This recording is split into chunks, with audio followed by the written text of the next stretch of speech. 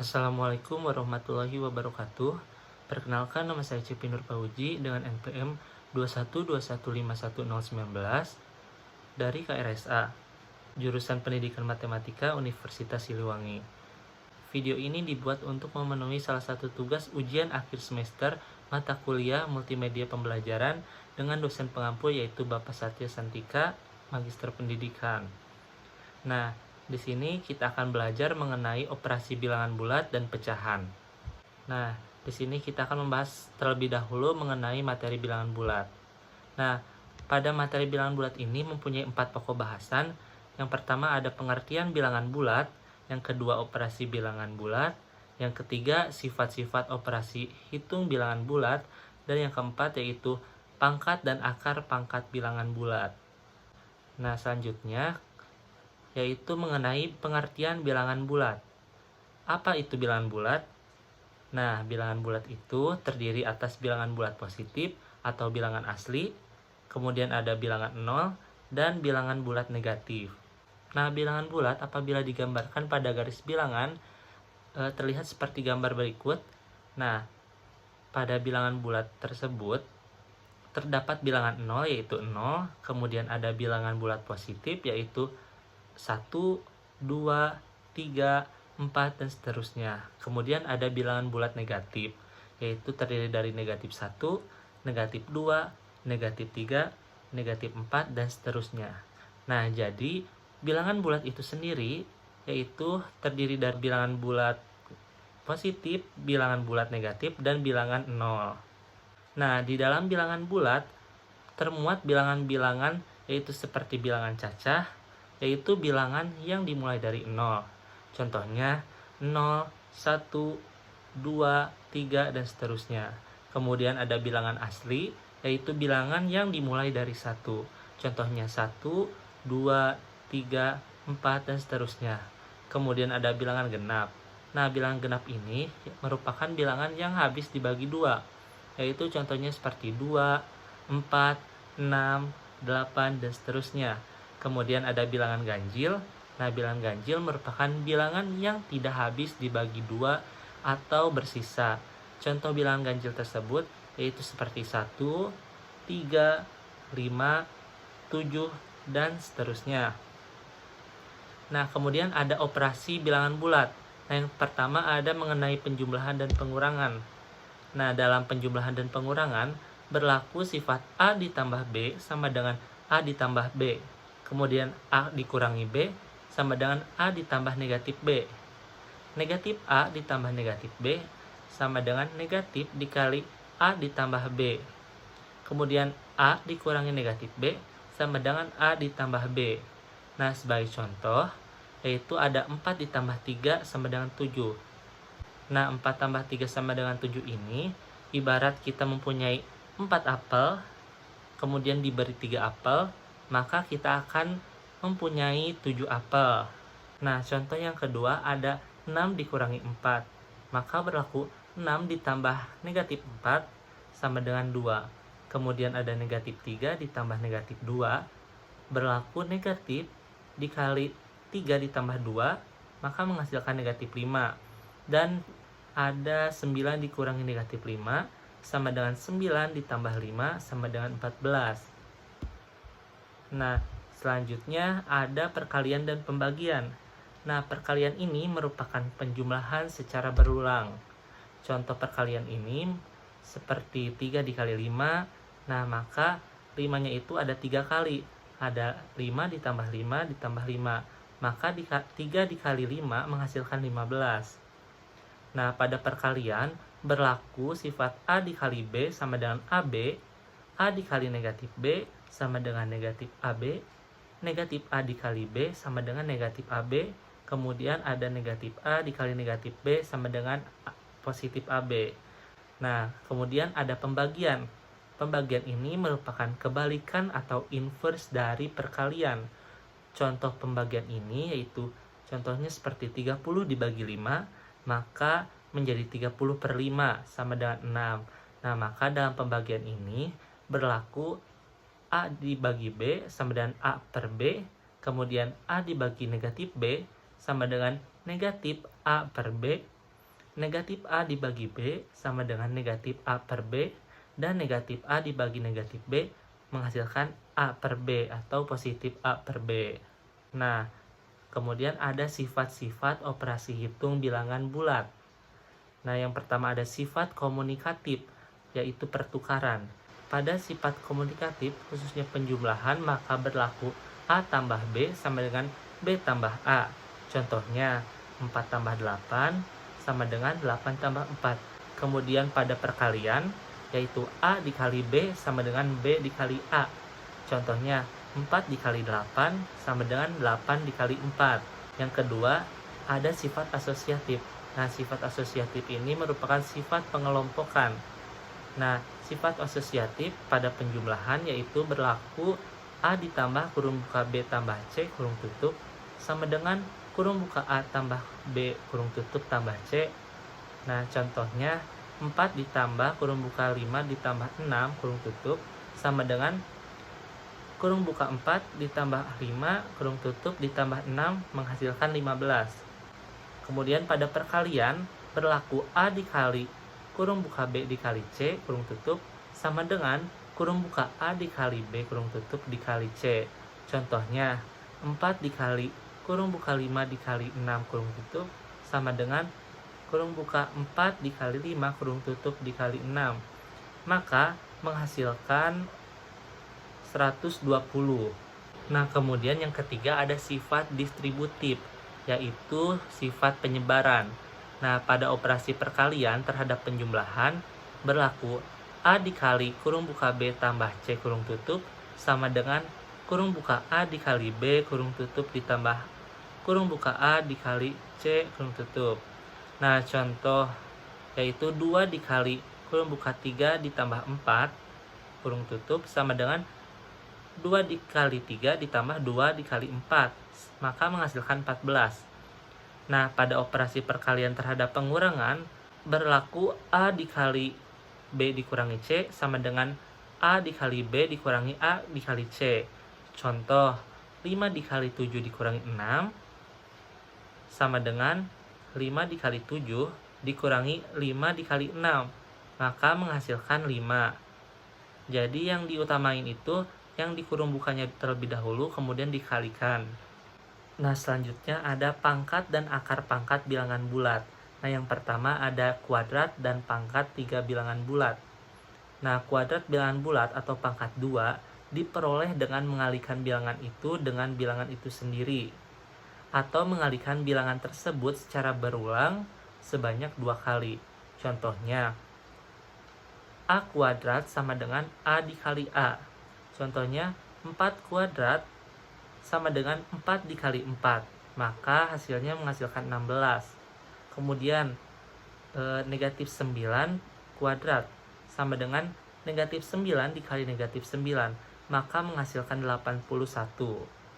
Kemudian ada pangkat 3 bilangan bulat. Pangkat 3 bilangan bulat diperoleh dengan mengalihkan bilangan tersebut secara berulang sebanyak 3 kali. Contohnya, A pangkat 3 sama dengan A dikali A dikali A. Jadi A-nya ada 3 kali. Nah, sebagai contoh yaitu 6 pangkat 3 sama dengan 6 dikali 6 dikali 6. Maka menghasilkan 216. Nah, selain itu contohnya bisa juga negatif 5 pangkat 3 sama dengan negatif 5 dikali negatif 5 dikali negatif 5 sama dengan 25 dikali negatif 5 menghasilkan negatif 125. Nah, selanjutnya ada akar kuadrat dan akar pangkat 3. Akar kuadrat merupakan kebalikan dari kuadrat atau pangkat 2. Nah, lambangnya yaitu seperti pada gambar akar pangkat 2.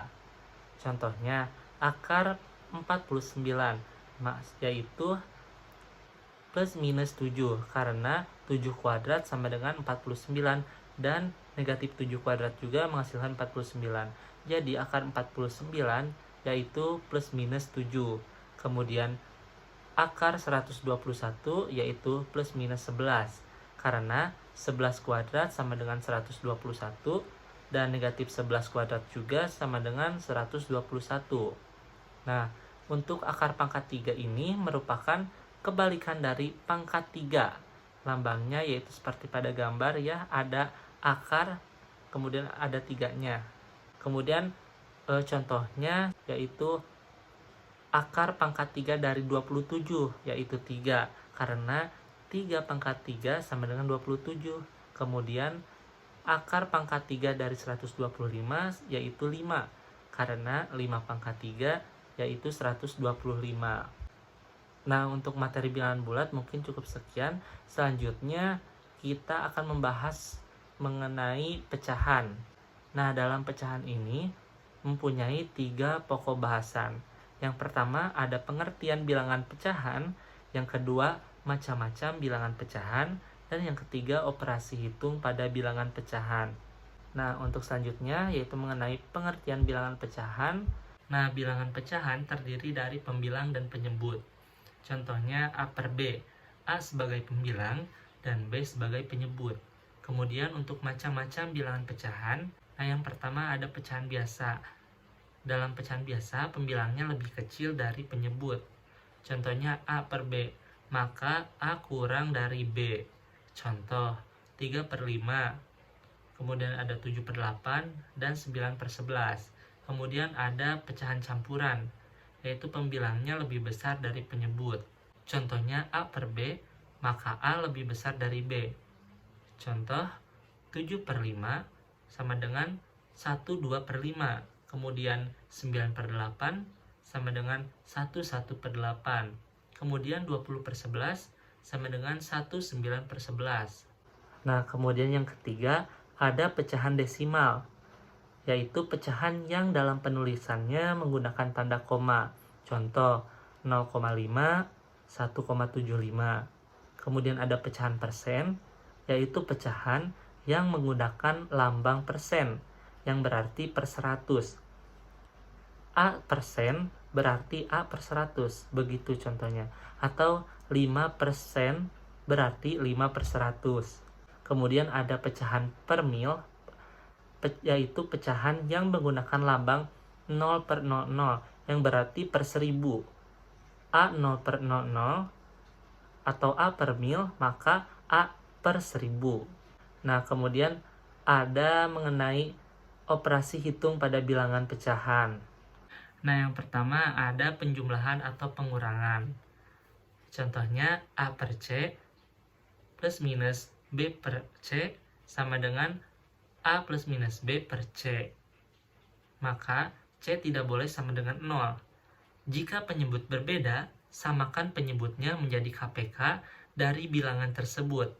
Nah, kemudian ada perkalian bilangan pecahan, maka A per C dikali C per D sama dengan A dikali C per C dikali D. Maka B tidak boleh sama dengan 0 dan D tidak boleh sama dengan 0.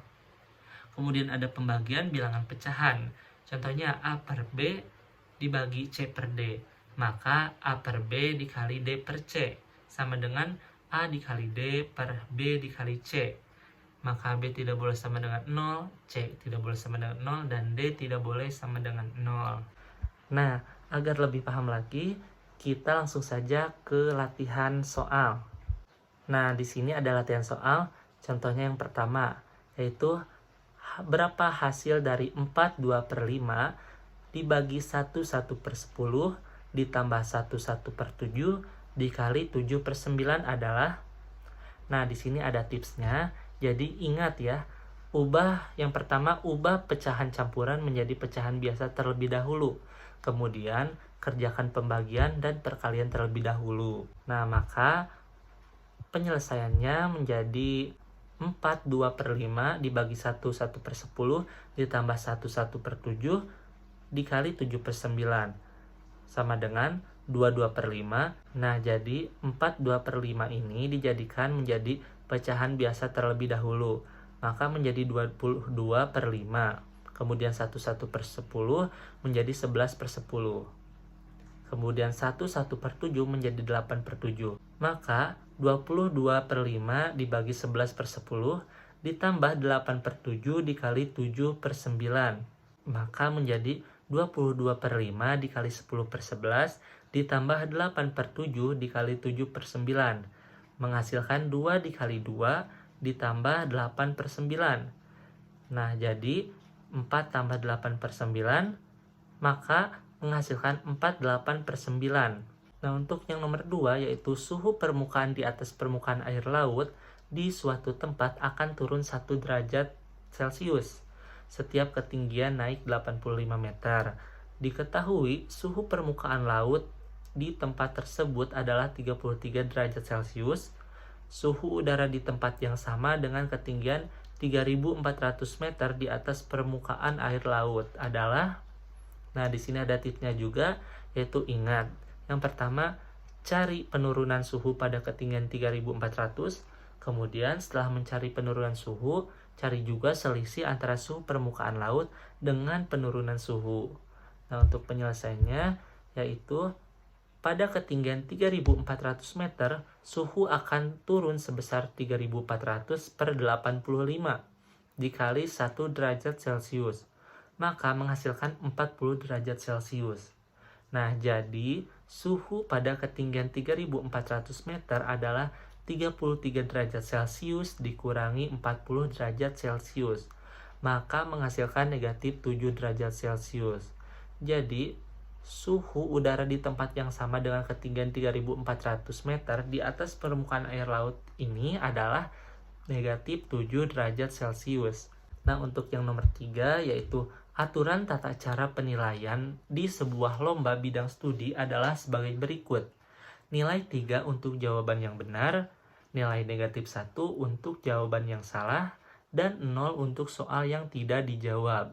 Dari 50 soal, skor yang diperoleh seorang peserta yang menjawab 34 soal dengan benar, 9 tidak dijawab, dan sisanya dijawab salah. Nah, akan menghasilkan berapa? Nah, tipsnya, ingat yang pertama, cari terlebih dahulu berapa soal yang dijawab salah. Kemudian cari skor seluruhnya. Setelah itu, utamakan perkalian terlebih dahulu daripada penjumlahan dan pengurangan. Maka penyelesaiannya yaitu banyak soal yang dijawab salah adalah 50 dikurangi 34 ditambah 9. Maka 50 dikurangi 43 yaitu 7. Selanjutnya, skor yang diperoleh seluruhnya adalah 34 dikali 3 ditambah 9 dikali 10 ditambah 7 dikali negatif 1 sama dengan 102 ditambah 0 ditambah negatif 7 yaitu 95. Jadi skor yang diperoleh seluruhnya yaitu 95. Nah, apabila ada yang belum paham, boleh komentar di kolom komentar. Nah, mungkin sekian pemaparan materi dari saya. Mohon maaf apabila masih banyak kesalahan dan kekurangan. Terima kasih. Wassalamualaikum warahmatullahi wabarakatuh.